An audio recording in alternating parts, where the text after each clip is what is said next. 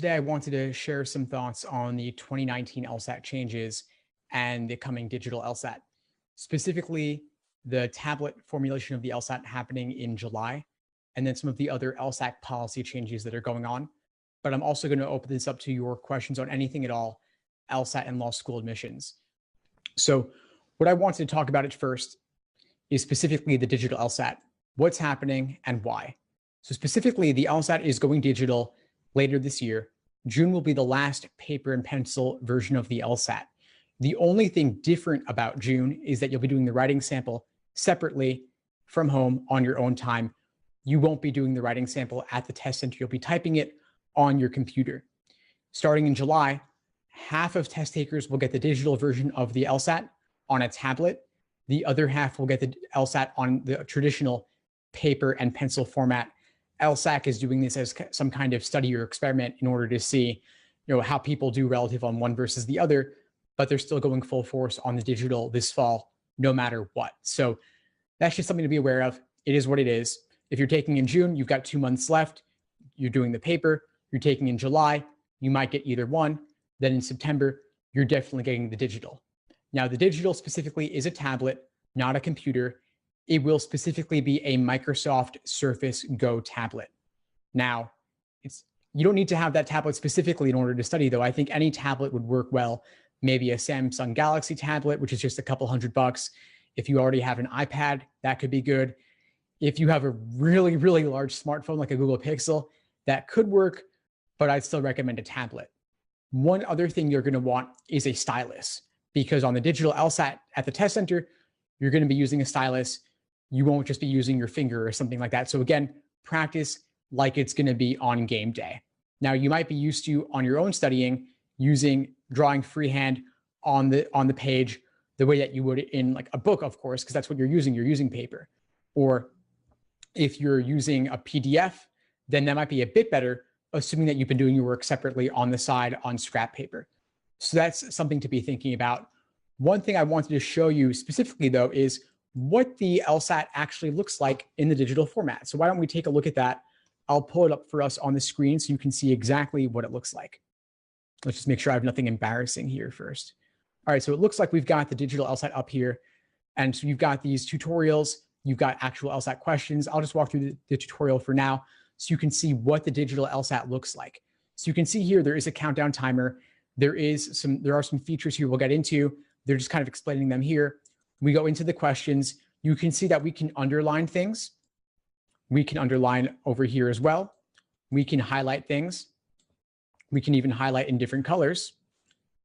And we can also erase what we've highlighted. We can erase what we've underlined. Now, you'll notice here that there is no actual function for drawing freehand on the screen the way that you might draw on a piece of paper. That does not exist. These letters here are just to enlarge the text or make the text smaller. Then this is also to increase the spacing, although I don't really know why you'd want to do that. Maybe if you have eyesight issues or you just find it helpful, why not? Sure. There's the countdown timer that exists. There's this brightness feature, but it doesn't work on the desktop version of this. It may work on the mobile, of course, though. So that's something to play around with, but you'll see there is no option to draw freehand. I'm moving my mouse around here and trying to click. Nothing is happening. One cool thing, though, is that you can flag questions. You can select, and you see when I select B over here, it comes up down there at the bottom that I've completed that. If I want to erase or eliminate an answer choice over here, it'll eliminate it on the screen as well. And you can click through to see that the other questions look kind of similar, even if they do get longer with more text.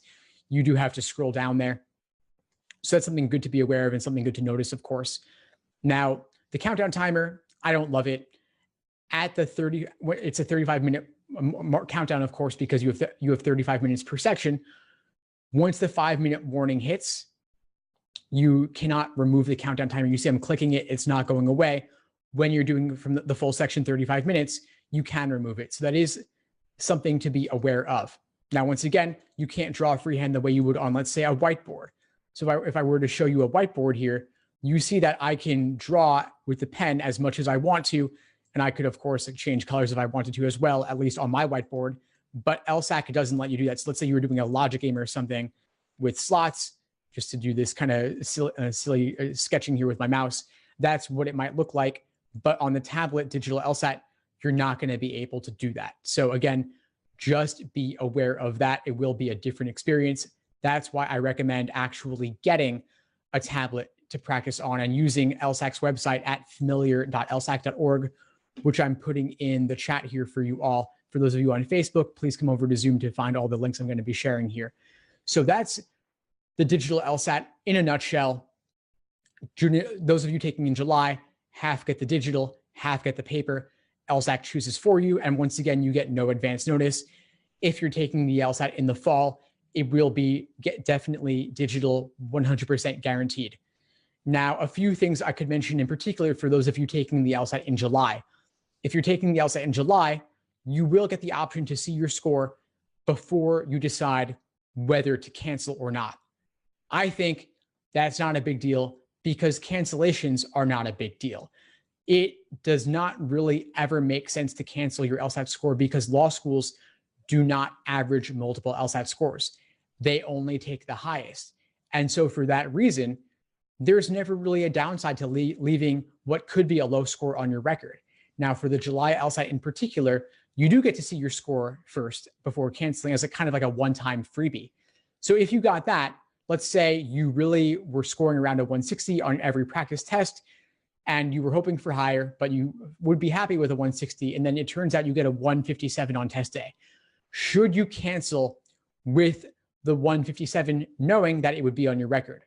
My inclination would actually be keep the 157, don't cancel, even if you wouldn't want to apply to law school with the 157, because a cancellation is a big question mark. It's ambiguous. And so for all law schools know, you might have really gotten a 140 and you wouldn't want to have a 140 on record, presumably. And so I think having the 157, even if it's lower than you want it to be, it's not terrible. It is above average, is above the median. So for that reason, I would suggest keeping the 157. Now, questions on anything I've said so far? I see I got one question here from Susie. Do you recommend taking it in July if I will not have enough time to prepare, or should I wait for the October LSAT? If you don't think you'll have enough time to prep, I don't really see a benefit to taking it in July. I don't really recommend ever taking the LSAT before you feel like you at least have a decent chance of being fully ready for the LSAT. And so I'd say if you were already registered for July, you could postpone to a later test date and still get to keep some of your money. I'd recommend overall, I saw your follow-up question, how long should your prep time be? I'd recommend prepping for ideally 5 to 6 months. And that's longer than most students take. Most students typically prep over only a 2 to 3 month period. But in my opinion, that's not really enough time. And the LSAT deserves more than that. It warrants more than that because ultimately your LSAT score is the most important number one factor in law school admissions. But your GPA takes you 3, 4, 5 years to earn, yet it weighs less heavily. So why would you spend only 2 to 3 months on something that weighs more than all of your undergrad as a whole? So for that reason, I would suggest giving it the time it deserves, give it 5 to 6 months.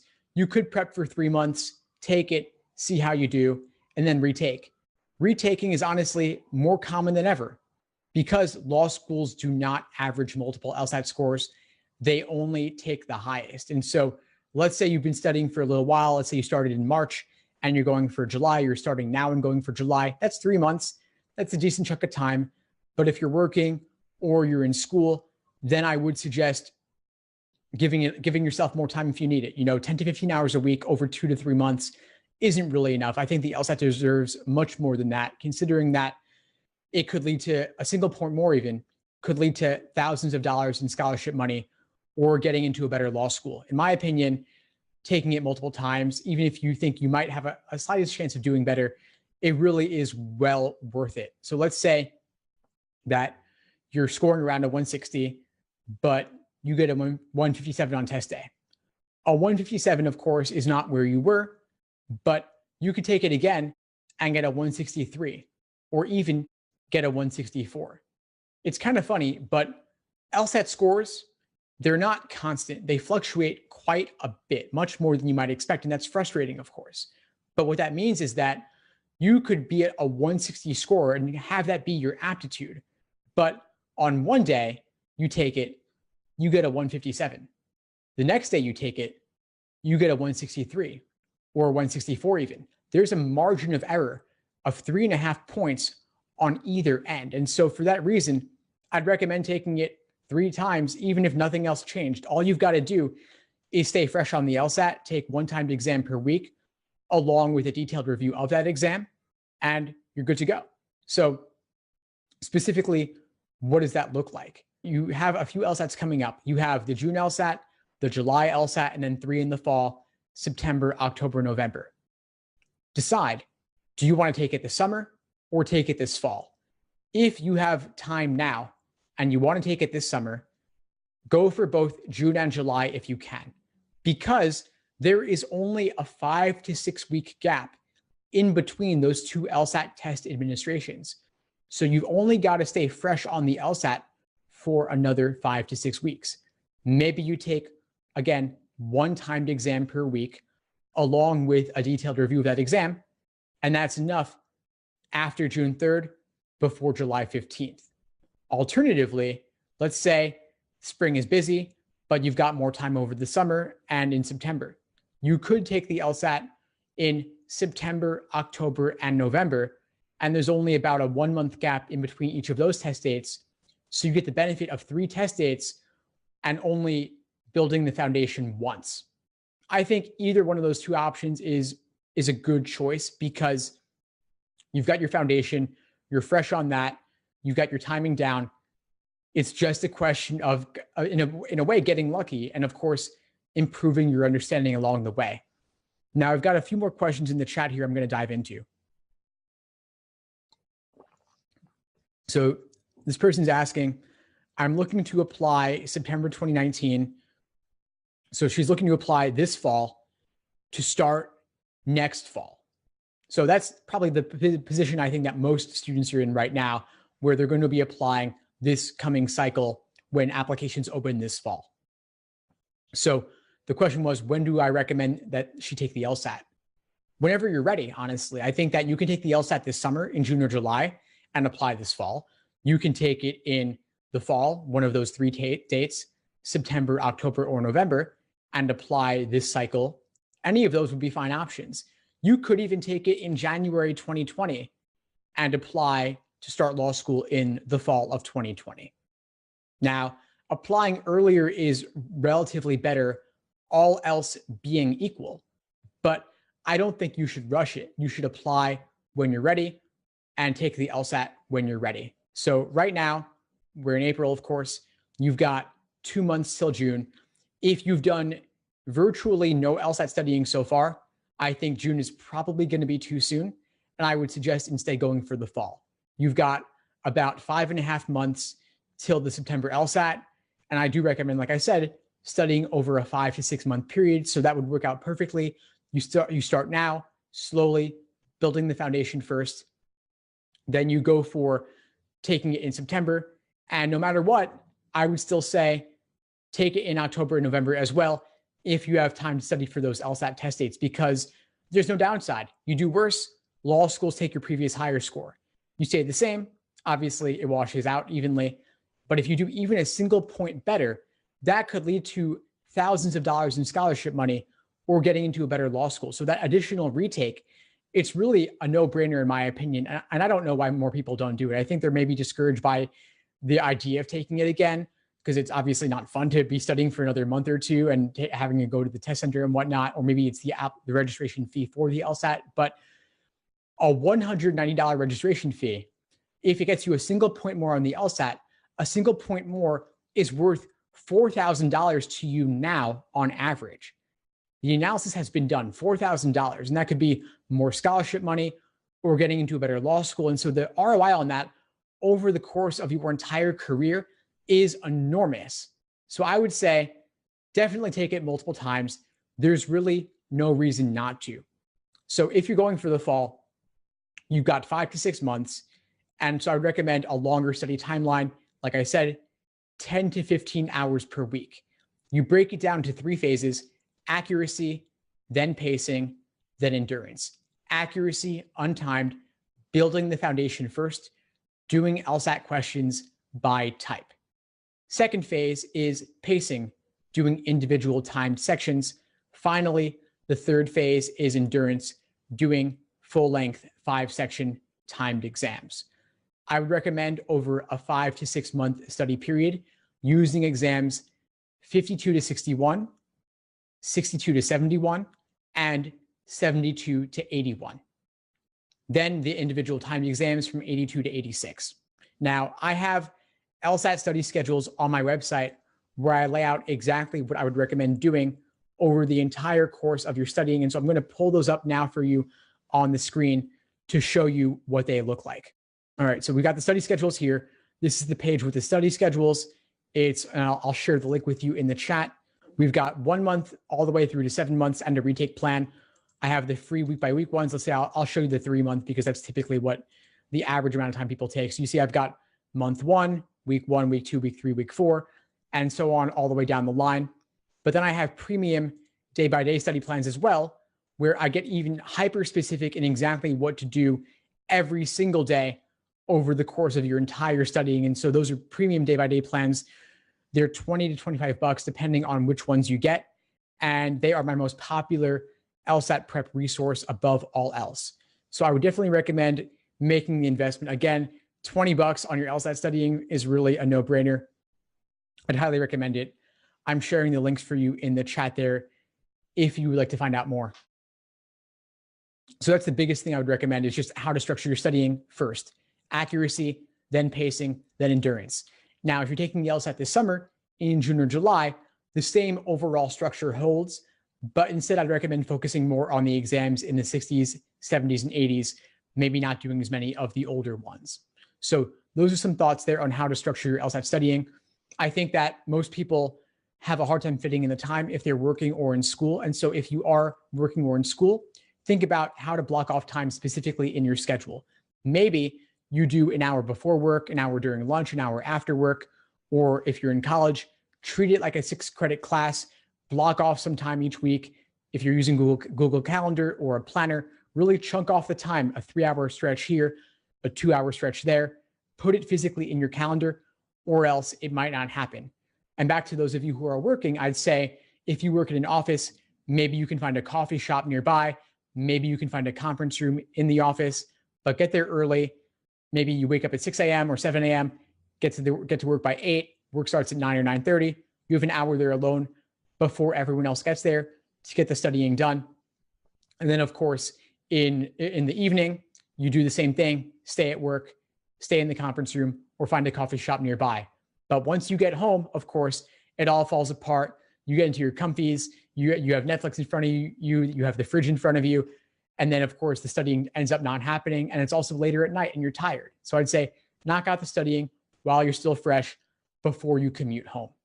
Now, if you are in the very fortunate position of being able to study full time and you have someone supporting you or you have savings, that is amazing. And I envy you for that because most of my students are not in that position. So if you are, I'd say max 5-6 hours a day. You wake up, you shower, you work out, you eat breakfast, you go for a walk, whatever. You then study from 9 a.m. till 12 p.m., take a break for lunch, then study from like 2 to 5 maybe, or shift it around a little bit, whatever works for you. But again, 3 hours before lunch, 3 hours after lunch, that's the maximum that I would recommend. Any more than that could lead to burnout. And you also want to have frequent breaks all along the way. Now, back at that schedules like I sent you, I also have a few resources for how to fit in the time. I'll share those in the chat for this class as well, for you to have some additional ideas on how to actually fit in the time. But don't do it too early in the morning because you'll be tired and a little groggy and you won't get the full benefit out of it. Same thing goes for if you're too late at night studying, you're tired, you're not going to be at your best. The LSAT is hard enough that it requires your full dedication and attention. And so if your energy is even a little bit off, you won't get the same result.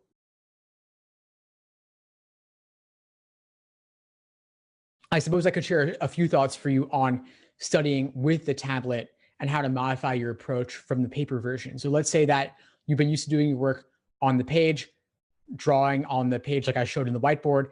You can't do that going forward. You've got to have a systemized approach to working on the side with the scrap paper. So maybe you want to have a clear layout on the scrap paper that you have to the side, where you lay out your main diagram and your individual question diagrams as well. So I'm going to pull up back to the whiteboard. Let's say that this was your page. I should probably, let's see if I can clear that. So I'll clear all drawings there, something like that. But you want to be consistent every single time about how you lay it out so that you know where to find things when you need them. Because the worst thing you could possibly do is suddenly just think to try out something new on test day. That's one of the biggest mistakes I see students making, is they try out a totally new strategy, countered everything they've done previously. And so you don't want that to be you. I think that you want to have done it beforehand, which is why I say get the tablet, practice with it, do the scrap paper to the side. And obviously there are not many LSATs in the digital format yet. LSAT only released one of them, LSAT 73. And so for that reason, I would suggest getting the PDFs if you can and doing your work on the side on scrap paper. I think that'll be a decent imitation of what you'll be facing on test day. And I saw one person taking in July, but thanks for sharing that. So how are you feeling about the digital versus the paper? Do you have a preference for one over the other? What are your thoughts? My personal inclination is that I don't love the digital format. I think it has some kinks that need to be worked out, but I think I've gotten a little bit older than the average test taker from back when I was studying. So my preference is for paper. I see you like paper too. Yeah, I think paper is a bit smoother and we're more used to it, but we do spend so much time on our phones and tablets and computers that I think it actually won't be that big a deal. I think it might be tougher for a lot of older applicants who aren't as used to tech and aren't as used to tablets. And so I think if that's your situation, then definitely you want to be sure you get a tablet so you can practice like it'll be on game day, because it really is going to be a somewhat different experience. And the PDFs are the closest that we can come to that right now. Now, one thing I could talk about as well, I know some folks were asking about the live online LSAT class that I'm teaching over the next several weeks between now and the June LSAT. And so I thought it might be useful if I just walk through a little bit of what that involves. So this is the page about the live LSAT masterclass I'm teaching. It is a 10-week LSAT course between now and the June LSAT, but it's also applicable for any of you taking the LSAT in July or beyond. And so I'll just share the link with you in the chat first so you can follow along if you want to see it there. But basically, what I'm doing with this class is something I've never really done before. This will be different. This will be a full LSAT curriculum, a full syllabus. You can see here the entire curriculum over the course of the 10 weeks. The syllabus, week 1 through week 10, I cover all the sections, then how to review. And review is really the most important thing, of course, because most people don't devote enough time to review. They just do exam after exam, measure the results, and then they get happy or sad about it, and they move on. And I did the same thing, honestly, because it was kind of addictive to see my results. But the real benefit, of course, is in learning from your mistakes. So that's what I'm going to focus on for the majority of the class. I'm devoting, as you can see, 4 weeks just to reviewing LSAT problems. And if you have particular questions, I'm happy to answer them now or later. So just email me with any questions on that. Got a question on scholarship negotiations. The best strategy is having a higher LSAT score.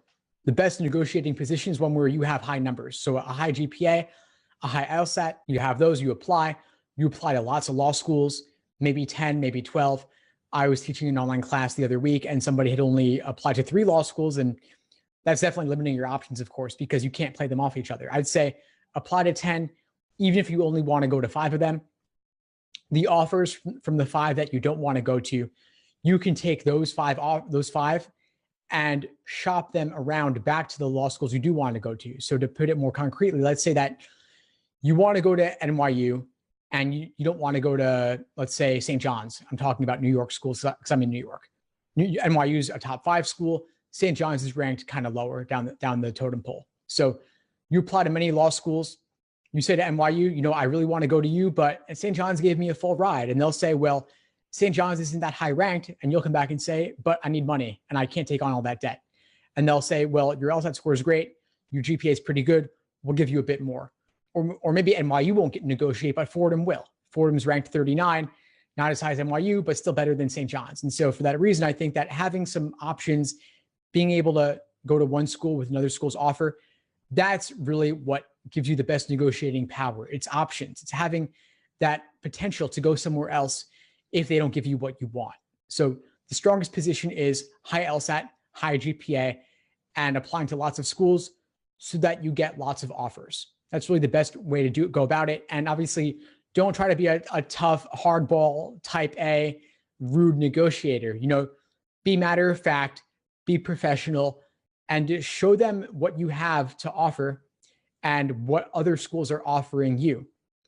And obviously being willing to wait as well. There's that concept in negotiation of BATNA, which is BATNA, best alternative to a negotiated agreement. And so what can you do? If they won't give you the money, could you go somewhere else? Could you wait a year? Could you choose not to go to law school at all? Those are all perfectly valid options that you might want to consider. And so tell law schools your situation and tell them maybe about your undergraduate debt, and they'll help you out a little bit. But I think that not enough people negotiate, and very few people actually do pay sticker price for tuition though. So if you're paying sticker price, you are subsidizing all the people who are not. There is a lot to be said for negotiating. And honestly, what I like to do is I like to help people either go to a top 14 law school or go to law school for free. Those are my goals, top 14 or full ride. And we can't get it every single time, of course, but I try to get it the majority of times. That's my goal for my students, and that's what I want for you. And that's why I'm teaching these free online classes. That's why I'm sending all these emails that I send you. And that's why I'm doing this live online LSAT masterclass, because I want to work with a small group of highly dedicated students and tailor make the curriculum to what my students need. Because I have recorded video courses, and of course, I think they're great. I'll share with you the link on those if you want to check them out. They're a good alternative if you can't make it on those Monday nights, even though I will be sharing the recording, of course. But the recorded video courses that I'm teaching, those are really more for folks who want to build a foundation and they want to study on their own time. And they're great. They're comprehensive with my full curriculum for every LSAT section, but that's just the basics. I'm looking now over the next 2 months to work with a few highly dedicated students who will meet with me every Monday night, or at least the majority of them, on Mondays, 5 Pacific, 8 Eastern, to co-create an LSAT curriculum with me. And this is my experiment where we're going to create the class around specifically the areas that you need the most help with. So it won't just be everything about ordering games, grouping games, combo games, and so on, and then all dozen types of logical reasoning questions and so on. We're going to focus on the particular areas that you have the most trouble with, especially for those in the class who show up. And then for those who can't, you email me and I'll cover it too. Thanks all for joining. I'll hope to see you in the class. I know a few of you have been emailing me back and forth with me a little bit, or will be reaching out to me. So I'll look forward to hearing from you. In the meantime, I wish you all the best as you go for June or July or beyond. And in the meantime, as always, take care. Feel free to reach out.